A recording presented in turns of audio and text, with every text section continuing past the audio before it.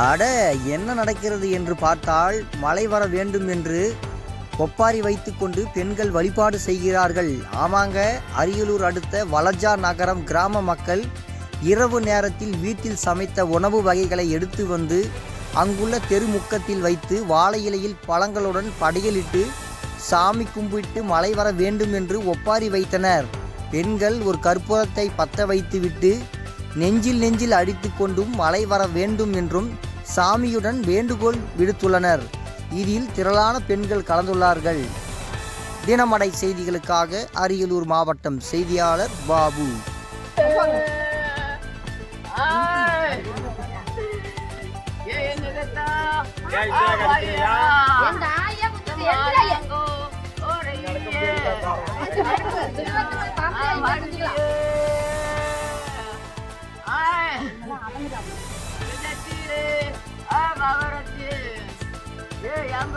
போல் சுவாரஸ்யமான செய்திகளை தெரிந்து கொள்ள நமது தினமடை யூடியூப் சேனலை சப்ஸ்கிரைப் செய்யுங்கள்.